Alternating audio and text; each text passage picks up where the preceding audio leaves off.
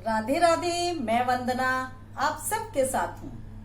दोस्तों, हम जीवन में चाहे कितनी भी नॉलेज को गेन कर लें, चाहे हमारे पास कितनी भी डिग्रियां क्यों ना हो, लेकिन हमें बाहर समाज में निकलने के बाद लोगों को ट्रीट करने के लिए अनुभव की आवश्यकता होती है। यदि हमें जीवन का अनुभव होगा तभी हम अपने समाज में, अपनी जॉब में, अपने सीनियर्स, अपने जूनियर्स या फिर अपने व्यवसाय में अपनी टीम के लोगों को या संगठन के लोगों को ट्रीट कर पाते हैं।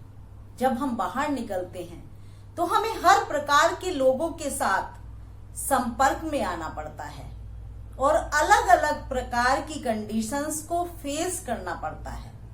तो आज मैं इस कहानी के माध्यम से आप सबको यही बताने जा रही हूं कि जब हम किसी भी ऐसे व्यक्ति के संपर्क में आते हैं जिसको हम ऑर्डर नहीं दे सकते, जिसके अंडर में रहकर हमें काम करना पड़ता है, तो हमारे जीवन में किस प्रकार की परेशानियां आ सकती हैं और किस प्रकार से अनुभव से हम उसको हल कर सकते हैं। एक बार एक राजा था। राजा बहुत ही अहंकारी और मूर्ख था। वह अजीबोगरीब आदेश अपने मुख्यमंत्री को देता रहता था। उसका मुख्यमंत्री बहुत ही बुद्धिमान था। राज्य की प्रजा जितना प्यार राजा से करती थी उससे कहीं ज्यादा प्यार मुख्यमंत्री से करती थी, क्योंकि राजा जितने भी आदेश देता था मुख्यमंत्री अपने ज्ञान से, अपने अनुभव से कार्य को इस प्रकार से किया करता था कि वह प्रजा के हित में हो और प्रजा बहुत ही खुशी खुशी अपने जीवन को व्यतीत करती थी। एक दिन राजा अपने मुख्यमंत्री के साथ एक नदी के किनारे पर घूमने गया। वह नदी राजा के राज्य में बहती थी। राजा ने अचानक से मुख्यमंत्री से पूछा कि इस नदी का पानी कहाँ जा रहा है। तब मुख्यमंत्री ने कहा कि महाराज, इस नदी का पानी पूर्व दिशा में जा रहा है, हमारा राज्य पश्चिम दिशा में है। तब राजा ने अपने मन में सोचा कि जो पूर्व दिशा में राज्य है वह हमारे राज्य से गुजरने वाली नदी के पानी को यूज करते होंगे। और राजा ने तुरंत ही अपने मुख्यमंत्री को आदेश दिया कि इस नदी पर बांध बनाया जाए, इसके पानी को पूर्व दिशा के राज्य में जाने से रोका जाए। मुख्यमंत्री ने अपने मन में सोचा कि यह तो बहुत ही असंभव कार्य है, किस प्रकार से होगा। लेकिन उन्होंने राजा की आज्ञा का पालन करते हुए कहा कि ठीक है महाराज, यदि आप कहते हो कि नदी का पानी रोका जाए तो मैं नदी पर कल ही बांध बनवाना शुरू कर दूंगा। लेकिन मैं नदी का बांध नदी के दूसरे किनारे पर बनवाऊंगा। नदी के दूसरे किनारे पर महल स्थित था। मुख्यमंत्री ने अगले दिन ही आदेश दिया और दूसरे किनारे पर जिधर महल स्थित था नदी पर बांध बनवाने का कार्य शुरू कर दिया।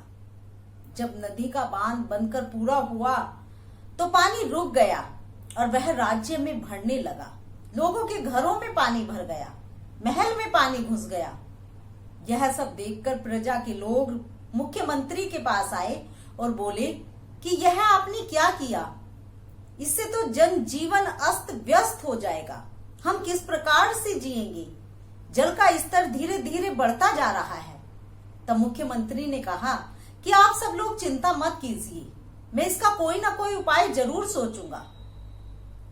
तब मुख्यमंत्री ने विचार किया कि कुछ दिन पहले ही राजा ने अपने महल में एक व्यक्ति को नियुक्त किया था और उसे आदेश दिया था कि तुम हर घंटे के बाद एक घंटी को बजाओगे और हमें समय का ज्ञान कराओगे कि इस टाइम क्या समय हो रहा है। उस व्यक्ति को बुलाकर मुख्यमंत्री ने कहा कि हर एक घंटे के बाद जो आप घंटी बजाते हो वह आज रात भर हर आधे आधे घंटे बाद बजाना।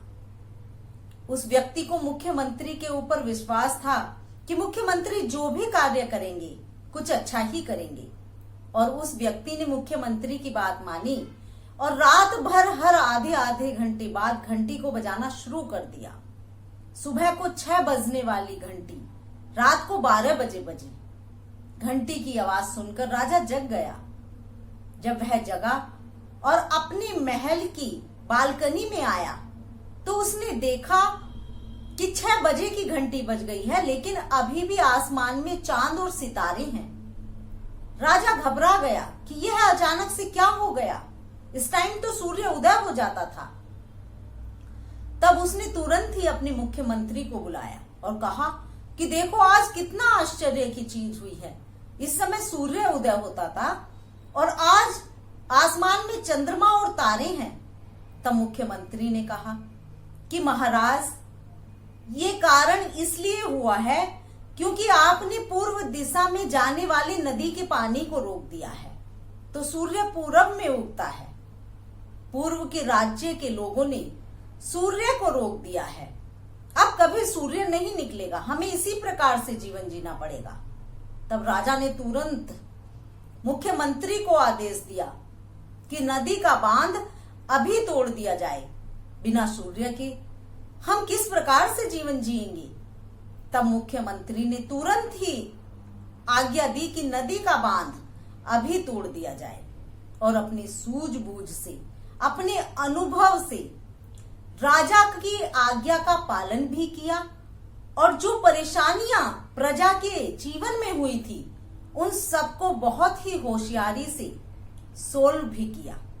तो दोस्तों, जीवन में चाहे कितनी भी डिग्रियां क्यों ना हो, कितना भी ज्ञान हमारे पास क्यों ना हो, यदि हमारे पास अनुभव नहीं है तो हम अपने जीवन को अच्छे से नहीं जी पाते हैं। अनुभव ही हमें जीवन के बहुत सारी समस्याओं से बाहर निकालता है।